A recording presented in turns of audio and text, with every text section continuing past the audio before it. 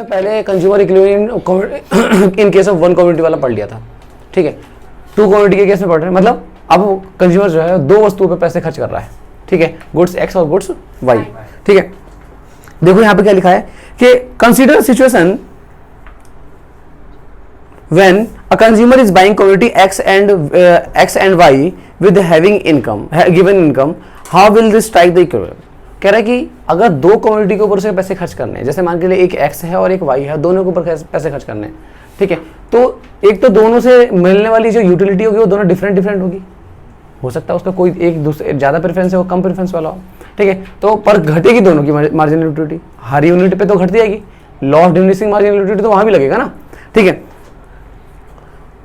In case of one commodity से commodity X a consumer strike his equilibrium, देखो जी क्या था कि अगर एक कमोडिटी के केस में क्या था, एम यू एक्स अपॉन में प्राइस ऑफ एक्स बराबर M U M, marginal utility of X upon में प्राइस ऑफ एक्स अगर जब निकालते थे वो अगर इक्वल हो जाता था मार्जिनल यूटिलिटी ऑफ मनी के, तो क्या कहलाता था, कंज्यूमर इक्विलिब्रियम की कंडीशन में कहलाता था। अगर टू कमोडिटी है तो सेम इसी चीज को आपने क्या करना है, marginal utility of Y upon में प्राइस ऑफ वाई बराबर एम यू एम। मतलब कहने का क्या है कि marginal utility of price upon में X, price of X, marginal utility of Y upon में प्राइस ऑफ वाई, और ये दोनों जब मार्जिनल यूटिलिटी ऑफ मनी के बराबर हो जाते हैं तो क्या कहलाता है, ऐसी कंडीशन में क्या होता है, कंज्यूमर इक्विलिब्रियम की कंडीशन में आ जाता है। आपने देखना क्या है कि एम यू एक्स अपॉन में प्राइस ऑफ एक्स निकाल लेना है, ये निकाल लेना है, दोनों जिस लेवल पे बराबर आएंगे वहां पर कंज्यूमर सेटिस्फैक्शन के केस में आ जाएगा। तो जरा इसका एक एग्जांपल उठाते हैं, सिंपलीफाइड टेबुलर इलस्ट्रेशन वाला। We know the present simplified tabular illustration of consumers equilibrium consider goods X and goods Y. अगर गुड्स एक्स और गुड्स वाई के केस में अगर है तो किस तरीके से कंज्यूमर इक्विलिब्रियम की कंडीशन में आएगा। पहले देखो एक टेबल बना लेते हैं और उस टेबल से समझते हैं, यहां बनाता हूं, देखो जी 1 2 3 4 5। आपने करना क्या होता है कि marginal utility of X upon price of x निकाल लो। तो देखो अगर मैं marginal utility of X upon price of X अगर निकालता हूं, हमारे एग्जांपल के अंदर जो है वो प्राइस ऑफ एक्स बराबर प्राइस ऑफ वाई बराबर 1 है। मतलब कहने का ये है कि दोनों ही वस्तुएं 1-1 रुपए की आ रही है, ठीक है, इसकी भी कीमत 1 रुपए है और इसकी भी कीमत 1 रुपए। मतलब कहने का यह है कि अगर मैं प्राइस ऑफ एक्स और प्राइस ऑफ वाई से डिवाइड करता हूं तो सेम नंबर आएगा, 1 से डिवाइड करने में 25 ही हो जाएगा, ठीक है। मतलब एम यू एक्स और एम यू वाई दोनों सेम ही रहेगा अगर मैं प्राइस से डिवाइड करता भी हूं तो, ठीक है। अब जरा इसको थोड़ा इलस्ट्रेशन को इस तरीके से समझेंगे कि मान के चलिए कि उसके पास कुछ गिवन इनकम है, तो अगर सबसे पहले अगर वो पैसा खर्च करना चाहेगा इन दोनों वस्तुओं में से तो किस पे पहले खर्च करेगा, जिस पे से ज़्यादा सेटिस्फेक्शन मिलेगी, ठीक है, तो इस वाले पे पहले खर्च करेगा, है ना, इसे पहले खर्च करेगा। फिर उसके बाद दूसरी वजह पैसा खर्च करेगा, सेकंड टाइम यूनिट खरीदेगा, तो देखो एक इस पे 25 मिल रहे हैं और इस पे 26 मिल रहे हैं, किस पे खर्च करना चाहेगा वो, 26 पे खर्च करना चाहेगा, ठीक है। फिर नेक्स्ट टाइम जब तीसरी बार पैसा खर्च करना चाहेगा तो तीसरी बार में 25 और यहाँ पर है 10, दोनों में से कौन से पे खर्च करेगा, 25 पे। मतलब अब की जो है वो एक्स की कम्युनिटी खरीदेगा, ठीक है। उसके बाद अगर 20 और 10 में से उसने खरीदना पड़ रहा है तो फिर किस में खर्च करेगा, 20 वाला खर्च करेगा, ठीक है।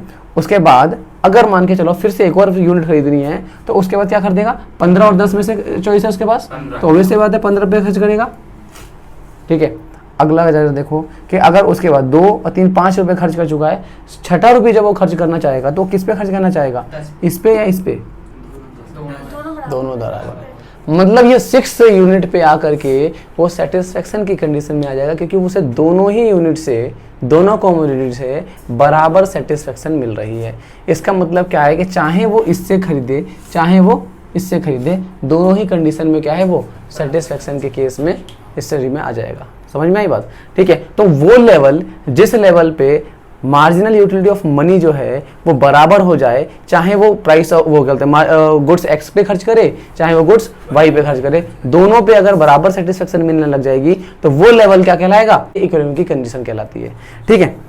It occur when the consumer purchase 4 unit of commodity x. अगर इसकी 4 यूनिट खरीदता है, इसकी अगर 4 यूनिट खरीदता है, ठीक है, और इसकी 3 यूनिट खरीदता है दोनों से मिलने वाला सेटिस्फेक्शन जो है बराबर मिलेगा, ठीक है। और 3 यूनिट ऑफ वाई, क्योंकि देखो 4 यूनिट ऑफ एक्स पे 10 ये मिल रहा है और 3 यूनिट ऑफ वाई पे 10 मिल रहा है, तो दोनों से जो है बराबर मिलने लगा। अब इसके बाद आगे नहीं जाएगा क्योंकि दोनों जो है मार्जिनल यूटिलिटी ऑफ मनी के बराबर हो गए हैं। अब जो है इसके बाद जाएगा तो वो मनी से कम वैल्यू देंगे, मतलब सेटिस्फेक्शन कम देंगे, और वो जो है वो अफोर्डेबल नहीं होगा, वो खर्च नहीं करेगा उसके बाद, ठीक है। तो क्या करना है याद आपको कि MU x और MU y जहां पे बराबर हो जाएगा वहां पे तो कंज्यूमर इक्विवेलेंस कुछ कंडीशन में रहेगा, अगर x की कितनी 4 गुड्स यूनिट खरीद रहा है ना, और y की 3 यूनिट खरीदेगा, तो इस कंडीशन में क्या है, कंज्यूमर इक्विवेलेंस की कंडीशन में आ जाएगा। डन, ठीक है। इसके ग्राफ के बारे में बात करते हैं, तो ग्राफ किस तरीके से बनेगा समझ लेते हैं। आपने ग्राफ बनाना कैसे है, इस तरीके से बनाना है, ठीक है। इधर x के लिख देते हैं, इधर y का लिख देते हैं, ठीक है। और नीचे जो है कंजम्पशन के बारे में बात कर लेते हैं, ठीक है।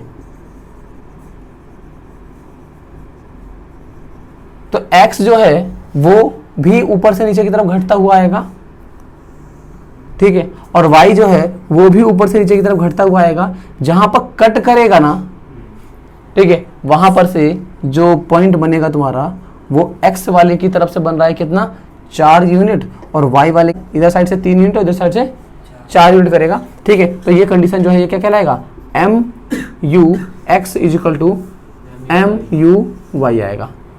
समझ में आई बात।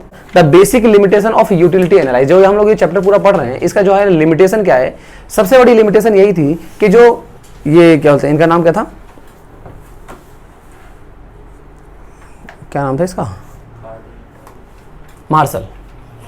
तो मार्शल ने जो अजम्पशन ली थी, अजम्पशन ये लिया था कि उन्होंने जो यूटिलिटी है उसको कार्डिनल नंबर में नापा था, ठीक है। जबकि कार्डिनल नंबर में किसी भी सेटिस्फेक्शन को नापना बहुत ही इम्पॉसिबल सी चीज़ है कि आप अपनी फीलिंग को कैसे किसी नंबर की फॉर्म में सेटिस्फाई कर सकते हो। हाँ, ये हो सकता है कि आप उसको हाई और लो की फॉर्म में बता सकते हो, जो कि इसे हिक्स ने किया था, और हिक्स ने आगे चल के चैलेंज किया था। इस वजह से उन्होंने अपनी रैंकिंग के हिसाब से जो है जब यूटिलिटी को बांटा तो उन्होंने दिया क्या, ordinal utility of consumer behaviour, ठीक है ना।